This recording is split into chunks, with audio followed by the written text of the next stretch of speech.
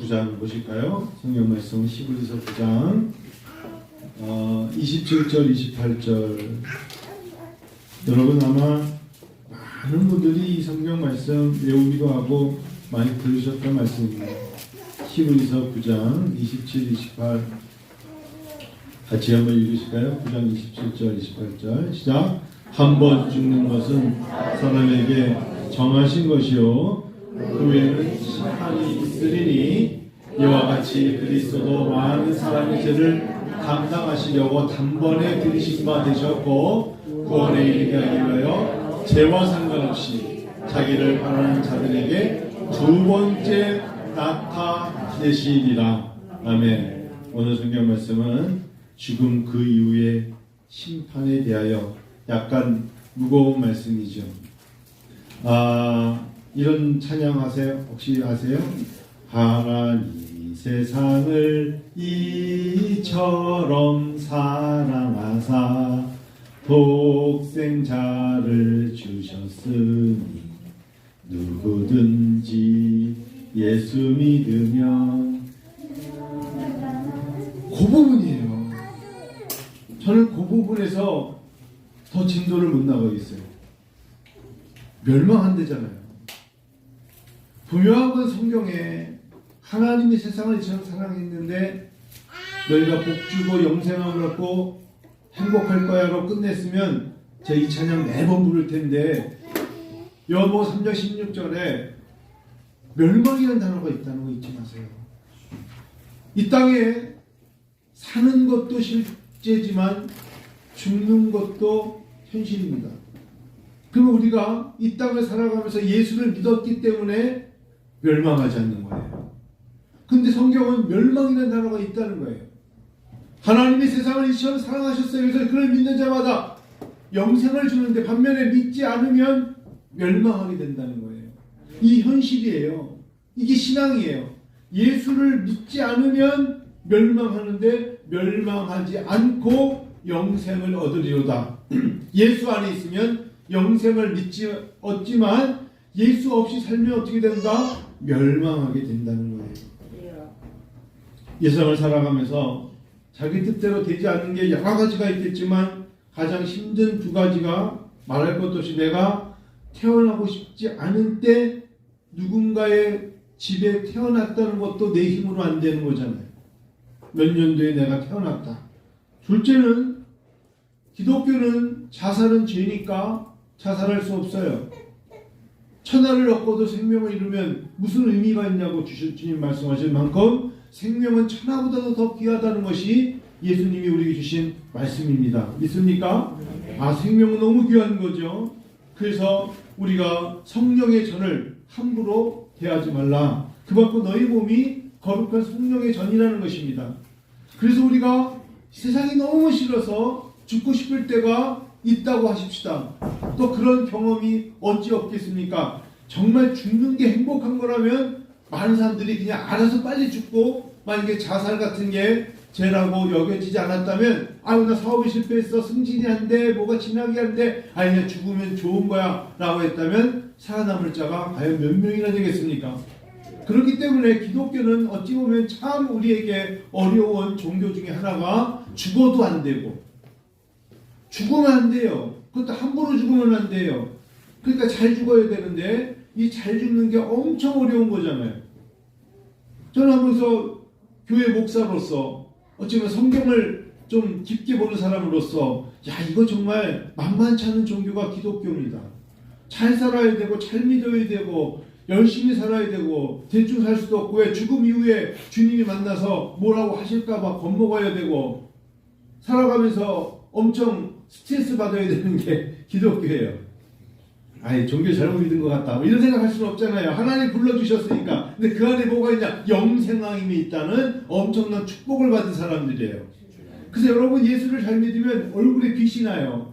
예전보다 분명한 건 얼굴에 이제 미소가 생기고 얼굴이 달라져요. 그거를 표현하면 예뻐진다고요. 왜 그런 줄 아세요? 영생함을 얻었다는 그 행복감이 자기 마음을 사로잡기 시작하는 겁니다. 현실은 그렇지 않을 수 있어요. 나 병들었어요. 돈도 없어요. 힘들어요. 뭔가 하는 것마다 다 망해요. 그래도 하나님이 세상을 이처럼 사랑했는데 독생자 믿음에 영생함을 준다는 그게 나에게 자정장력으로 나에게 살을 붓게 하고 근육이 강해지고 힘을 주는 겁니다. 믿으셔야 돼요. 그런데 예수를 믿으며 살면서 가장 힘든 게 뭐냐? 너무 힘든데 내 마음속에 기쁨이 없이 살다가 이렇게 끝나면 어떡하지? 라고 생각할 때 이때의 결정권입니다.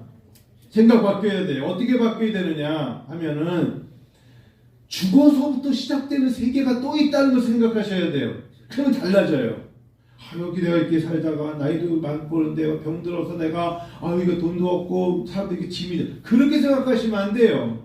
그거는 이 생에서의 끝이라고 생각하지만 죽음 그 너머에 시작되는 하나님과 예수님과의 만남의 시간이 영원한 것이에요. 믿으세요?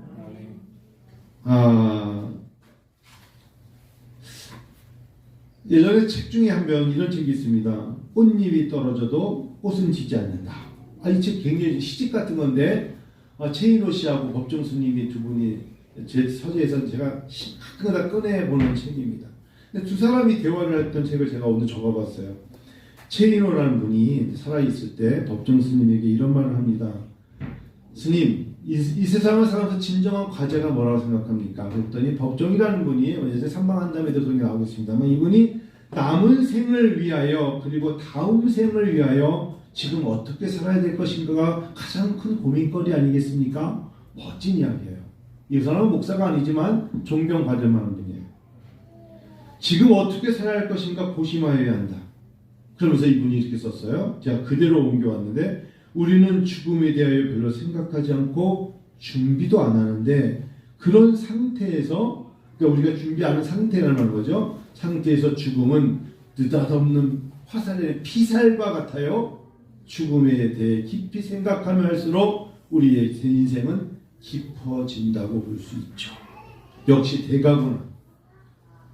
우리가 철없을 때는 눈에 보이는 거 그것 때문에 예민하고 눈에 보이고 현상에 대해서만 굉장히 열을 내고 성을 내고 화를 내고 열심을 하고 안 되면 좌절하고 그러지만 사실 우리에게 다가오는 죽음이라는 게 있다는 거예요.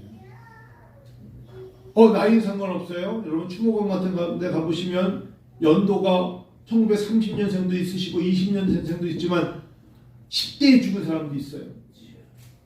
태어나는 건 순서가 있지만 가는 건 진짜 순서 없어요. 그래서 죽음에 대해 깊이 생각하면 할수록 우리의 인생은 깊어진다고 봅니다. 굉장히 와닿죠. 제가 그래서 주중에 이 히브리서 9장 말씀 한 번 죽는 것은 사람에게 주어진 정한 이치라는 거예요. 죽지 않을 자가 없다는 거예요. 너도 죽어. 언젠간 죽어. 언제인지 모를 뿐이야. 분명히 죽어. 라는 성경 말씀의 히브리서 9장 27절 말씀이죠. 정한 이치랍니다.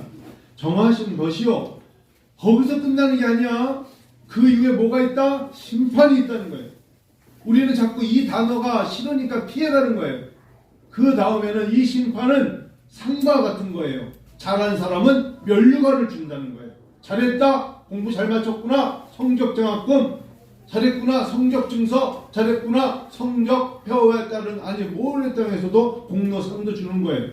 심판이 있다. 그런데 중요한 건 멸망이라는 단어가 있다는 걸 잊지 말라는 거예요.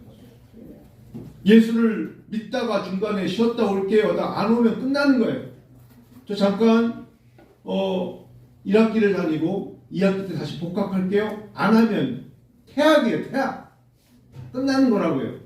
군대 나가서 휴가 나갔다가 돌아와야 돼. 안 오면 탈영이 되는 거라고요. 얘 어디 갔어요? 철저히 넘어가서요. 끝나는 거야. 끝나는 거. 다시 못 옵니다. 멸망이 있다는 이 단어를 좀 깊게 받아들이셔야 돼요. 그래서 한편으로는 이 자리에 예배드린다는 건 축복이죠. 영생함이 있는 거죠. 행복해야 되는 거예요. 누구나 다 죽는다니까요. 꼭 건강한 얼굴로만 살고 건강한 얼굴은 평생 가느냐? 그렇지 않아요. 그렇지 않다고요. 누가복음 16장을 보면서 그렇구나. 부자와 나사로의 비유가 그래서 예수님이 그렇게 많은 양을 할애해서 누가복음 16장 19절부터 무려 31절까지를 통해 가지고 부자는 누구고 거지의 이름은 나사로인데 부자의 이름은 모른단다. 바이브라고도 하는데 저런 내려오는 이야기는 아무도 몰라. 단지 중요한 건 거지의 이름은 나사로다. 나사로란다. 이렇게 얘기해 주는 겁니다. 여러분, 돈이 많은 게 죄가 아닙니다. 이때 부자와 나사로의 잘못된 해석을 하면 큰일 나요. 돈이 많은 게 죄가 아닙니다. 이때의 부자의 이름을 나이부스라고 말하는데 정확한 이름은 몰라요. 그냥 주석으로 당시에 시대에 내려왔던 이유가 이름이 다이부스라고 합니다. 다이빙 할 때 다이부스라고 생각할 수가 있겠죠. 그러면 왜 이 사람이 이 부자에 대해서 자꾸 이렇게 엄히 경고를 하느냐? 이 사람은 자기 재산에만 생각하고 영적인 거에 생각이 없기 때문에 이 사람에 대해 경고하는 겁니다. 내 눈에 온통 어떻게 돈을 벌까, 어떻게 출세할까, 어떻게 내가 이번에 무엇을 성취할까에만 관심을 갖다 보니까 이 사람에게는 하나님의 세계가 필요 없는 거예요. 영생이라는 단어가 필요 없는 거예요. 나에게 구원이라는 단어가 중요하게 여겨지지 않는 거예요. 오늘날 2024년에 코로나를 겪은 우리들이 명심해야 되는 단어가 이겁니다. 잃은 게 많아요. 놓친 게 많아요. 아쉬워해요. 회복을 해야 돼요. 그러나 그것보다 오늘 이 시간에 내가 하나님 앞에 서 있고 하나님을 섬기며 예수 그리스도 복음의 십자가로 감사하고 있어야 된다는 것입니다. 아멘. 제가 몇 주 전에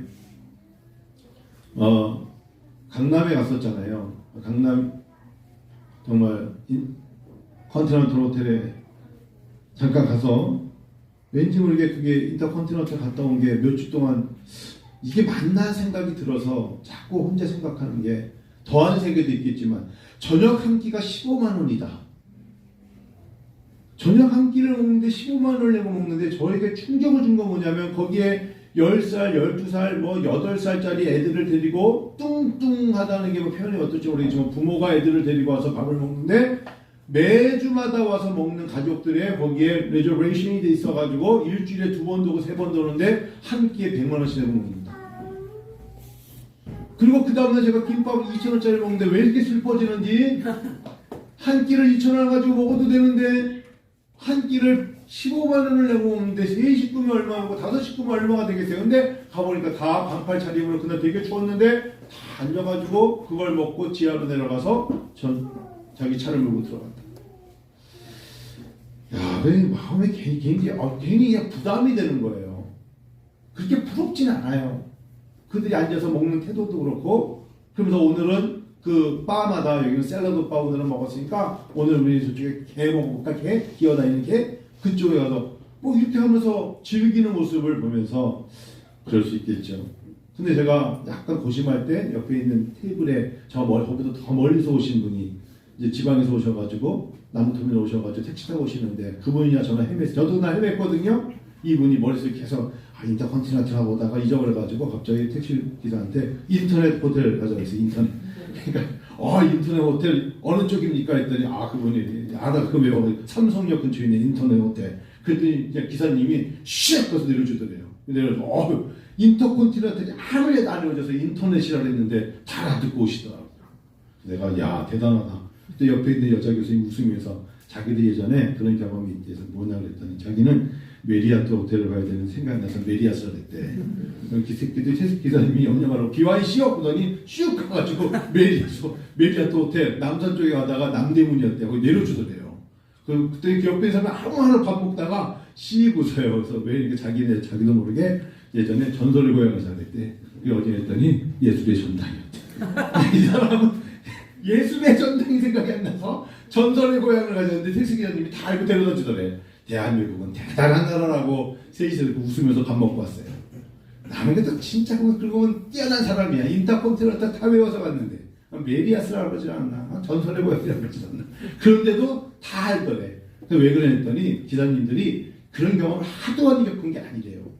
그래서 기사 식당에서는 오늘도 나는 전설의 고향 갔다 왔다 그러신대요. 여러분 돈 많이 벌어서 않은 사람들의 세 가지 특징이 있는 것 같아서 한번 조사해봤어요. 제 생각이에요. 돈이 너무 많아. 그런 사람들이 주변에 있을 수도 없을 수 있고, 뭐 텔레비전 드라마를 보면 항상 그들은 누군가에게 보여지기를 원합니다. 그 사람이 예수를 믿어도 예수를 보여주려고 그러지 않아요. 예수는 내가 믿는 거지만 사람들에게 내가 돈이 많은 것을 보여주고 원해요.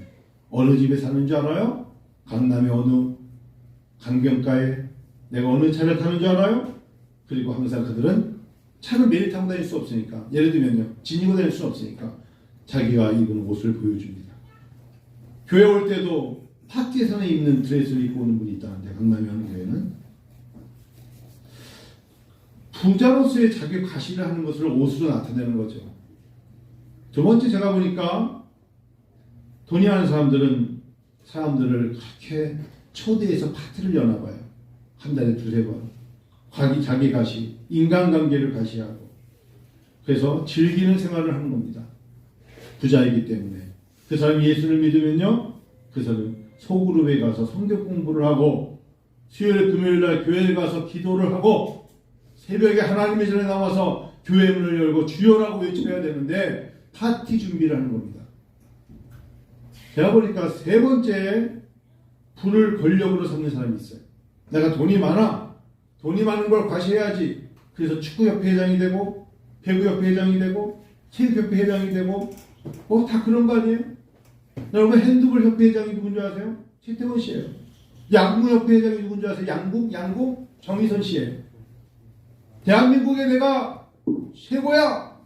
그렇기 때문에 내가 이런 데서 협회장을 해야지. 물론 부탁을 할 수도 있겠지만 그들이 그래서 항상 최근에 축구협회 누구누구 씨도 얼마나 부서스에 올랐습니까?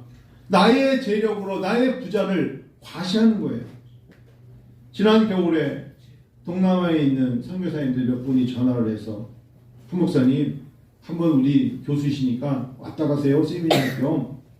왜요? 그랬더니 어느 교회에 어느 목사님들도 10명 왔고 총회 임원들도 왔고 붕사협회도 왔고 왜 와요? 그랬더니 거기가 미얀마, 태국, 베트남, 캄보디아 겨울에 따뜻하잖아요. 와가지고 다 골프 치고 가시는데 미국에서 있었으면 골프 잘 치세요. 그래서 골프 평생에 한 번도 안 쳐봤다고. 골프 저 한 번도 안 쳐봤어요. 그래서 제가 그렇게 얘기했더니 가장 추울 때 겨울에 월요일날 와서 목요일날 있다 가시고 다시 주일날 설교하시고 또 와서 누구누구는 목사님은 겨울에 4번 5번 오세요. 상상도 안 되는 생활이에요. 저 같은 사람은 양심적으로도 안 될 것 같아요. 뭐 그럴 수 있다고 한다면 철새와처럼 더위와 추위를 피해 살아가는 사람들이 있다는 것에, 그게 목회자는 것에 굉장히 마음이 무거웠어요. 나사로, 성경의 나사로는 어떤 삶을 살았냐면 비참했어요. 누가복음 19장 31절에 나오는 나사로 이야기는 성경은 여러분 다 읽어볼 수 없지만 비참했다고요. 오늘 이렇게 예배드리는 우리 분들보다 훨씬 비참했어요. 그래서 여러분 고개 숙이지 마세요. 하나님은 나사로도 안아주셨어요. 진짜 비참한 나사로를 아브라함의 자손이라 하시면서 높여주셨어요. 사실은 근데 가난한 사람은 부담스러운 존재예요. 그래서 우리가 가난하면 안 된다는 거예요. 그런 어쩔 수, 누가 가난하고 싶어 가난하잖아요.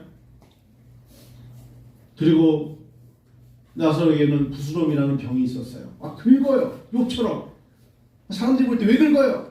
라는 것처럼 피부병도 있었고 병이 있는 거예요. 부담스러운 존재죠.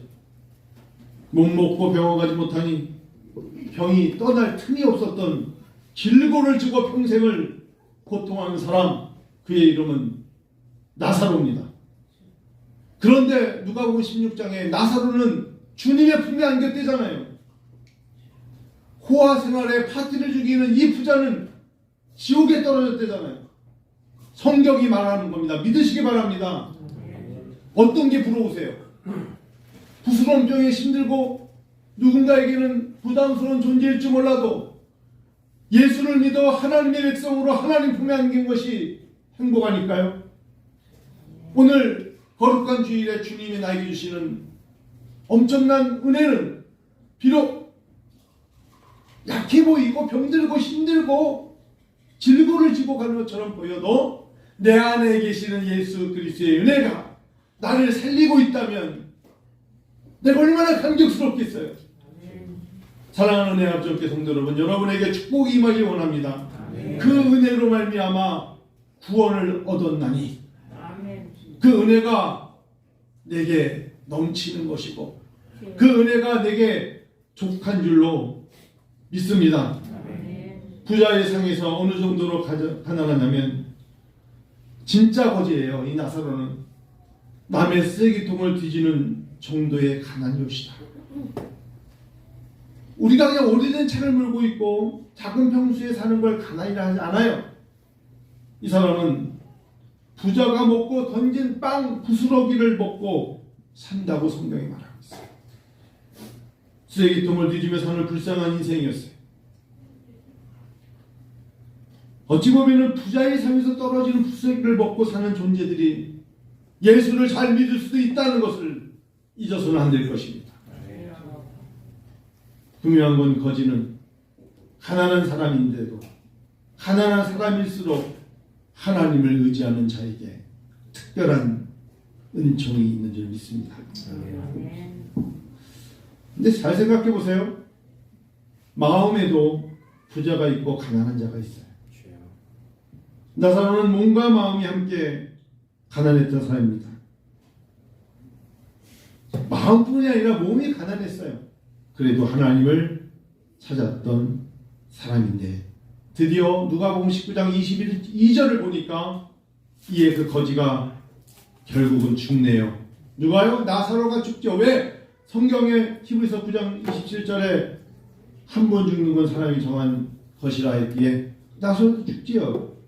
근데 죽었으니는 아유 냄새나고 부스럼뼈 걸려서 힘들어던 가난한 나사로가 죽었어. 끝! 그럴 줄 알았더니 그때부터 시작되는 이 나사로 이야기가 누가복음 19장 22절에 그 거지가 죽어 천사들에게 받들려 아브라함의 품에 들어가고, 여러분 이 장면이 하나님이 세상을 이처럼 독생자를 주셔서 영생함을 줬더니 감격과 함께 하나님 아브라함의 품에 들어가는데 그 이어서 부자 나사로가 먼저 죽었고요. 곧 이어서 부자가 죽네요. 부자도 죽어 장사되네. 이렇게 됩니다. 부자보다 나사로가 먼저 죽었습니다. 의학적으로 그거 다 그렇지는 않겠지만 가만히 보면 가난한 자가 먼저 죽어요. 가난한 자가 먼저 죽지 않겠습니까? 아무래도.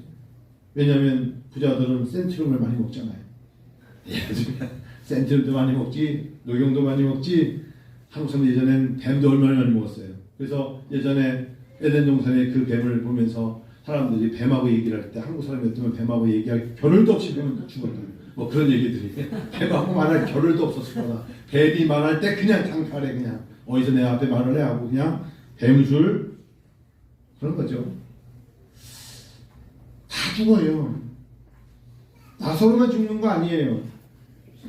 나사로는 죽었으나 누구 하나 거들떠보지 않았습니다. 가만히에 둘둘, 옛날 표현은 가만히 같은데 둘둘 말하다가 어딘가 사람이 보이지 않는 곳에 버려졌겠죠.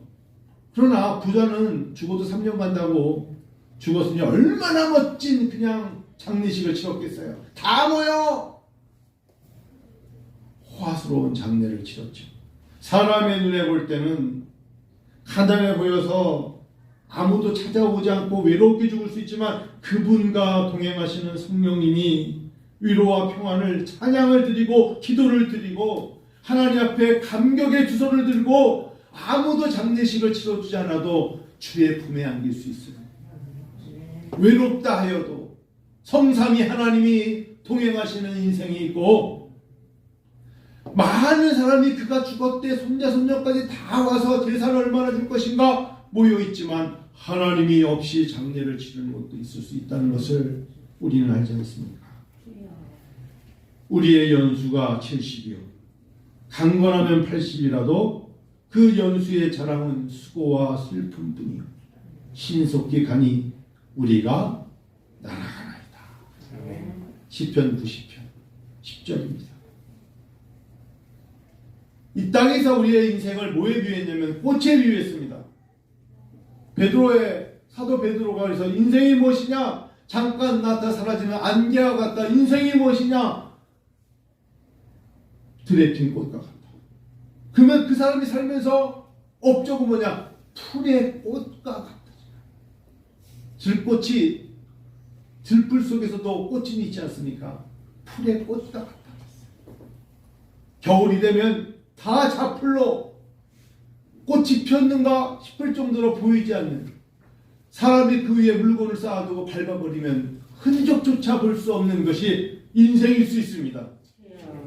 이 땅이 죽음이 끝이 아니에요. 그래서 성도 여러분과 제가 힘을 내야 되는 게, 우리에게는 또 다른 세계가 준비하고 그곳에 왕같은 제사장으로 왕중의 왕이신 예수님과 함께 왕노릇하게 될 것을 기대하십시다. 그게 하나님이 코로나 팬데믹을 겪은 이 땅의 사람들이 기가 죽어서 살 소망이 없다고 말할 때 주시는 위로입니다. 하나님이 우리에게 주시는 놀라운 은혜가 있지 않겠습니까? 이 땅에 세 가지 죽음이 있는데, 우리의 눈에 보여지는 죽음입니다. 사람의 눈에, 사람의 생각에 주어지는 죽음. 저는 이렇게 생각합니다. 여러 개 있을 수 있지만, 첫 번째는 교회를 다녔는데 아무리 봐도 예수의 영이 임하지 않은 사람이 있을 수 있습니다. 교회는 다녔는데 그의 입에서 예수가 나의 구주라고 말하지 않고 시간이 되면 교회에 오실 수 있습니다. 그렇게 종교적인 삶을 살다가 죽으면 인간과 단절된 죽음이고, 저는 그 이후에 그 사람이 예수를 믿었는지 모르기에 저는 말씀드릴 수 없습니다. 그래서 교회를 오셨을 때 교회 오신 분들에게 예수를 만나야 된다고 설교자 입장에서 부탁을 드리는 것입니다. 인간적인 단절의 죽음입니다. 그 사람이 심판대 앞에 천국 갈지 지옥 갈지를 사실 저는 모릅니다. 그 다음은 확신이 있습니다. 둘째는 예수 없이 살다가 죽는 죽음입니다. 영원한 죽음입니다. 영원한 죽음. 천국에 갈 수 없는 영원한 죽음입니다. 그래서 한 번 죽는 것은 사람에게 정하시는 것이고, 그 후에 심판이 있다고 하신 것은 육신이 죽으면 심판이 따라오는데, 그것이 두 번째 죽음이라 할 수 있습니다. 세 번째, 감사한 것입니다. 예수 안에서 예수님을 나의 주로 삼고 믿고 육신의 몸을 입고 살다가 죽는 죽음입니다. 그리고 우리에게는 감격의 새날이 열려지는 믿음의 신앙의 고백이 있는 삶이 기다림을 말할 수 있는 죽음입니다.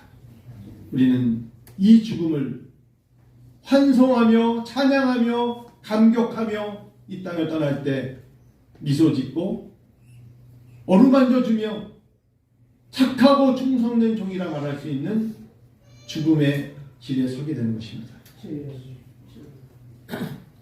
어느 길을 가고 싶으십니까? 여러분은 이 셋 중에 분명히 세 번째라고 저는 믿습니다. 첫 번째가 가장 아슬아슬한 겁니다. 교회는 나오는데 아무리 입을 열어도 하나님을 아버지라 부를 수 없다는 거 얼마나 심각한 겁니까? 오히려 구수론병이 있었던 나사로가 복이 올시다. 그 사람이 축복을 받은 사람입니다.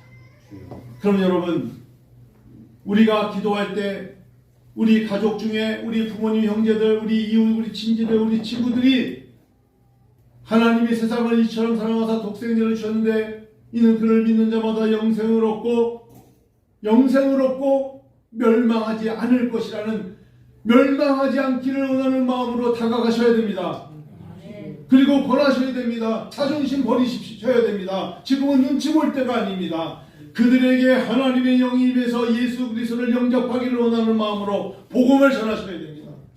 복음을 전할 자신이 없으면 하나님께 무릎 꿇고 복음을 전할 수 있는 용기 달라고 여호수아처럼 기도하셔야 됩니다. 그리고 어떤 기회를 통해서 그들에게 하나님 주변에 있는 어린아이가, 옆집에 누구가, 아니면 하나님의 어떤 사건을 통해서 예수의 영이 임하기를 간절히 기도하십시오.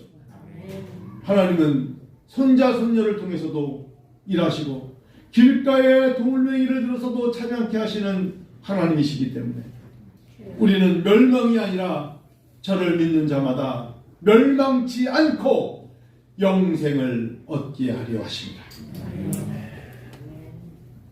이 말씀을 6장을 적어서 혼자 읽는데 왜 눈물이 나는지 모르겠어요. 내가 타이핑을 쳤어요. 내가 타이핑을 치고 멍하니 하늘을 쳐다보고 하나님 도와주세요. 지금 하나님이 우리 사랑하는 성도들의 각 가정에 예수를 믿어야 될 사람들을 도와주세요. 그들에게 구원의 문을 열어주세요. 그들의 생각이 온통 어떤 일에 매진하는 것이 아니라 복음으로 말미암아 영원한 생명을 가질 수 있도록 도와주시기를 원하나이다. 새벽마다 그렇게 기도합니다. 하나님, 거짐이 어떻습니까? 나사로는 어떻습니까? 구슬 병이 있으면 어떻습니까? 그보다 더한 병이 있으면 어떻습니까? 하나님이 도와주셔서 예수의 영이 임하기를 원하나이다. 여러분 축복합니다. 여러분을 통하여서 하나님의 나라가 확장되고 여러분을 말미암아 온 가족이 분명한 것은 우리의 기도를 들으신 하나님이 분명히 기회를 주십니다. 그날이 옵니다. 마지막 순간 5분을 남겨놓고도 진주장사처럼 그래 나는 너 때문에 예수를 나의 구주로 영접할 거야 라고 하나님은 말하게 하실 줄로 믿습니다. 두 손을 모으고 기도하십시다. 여러분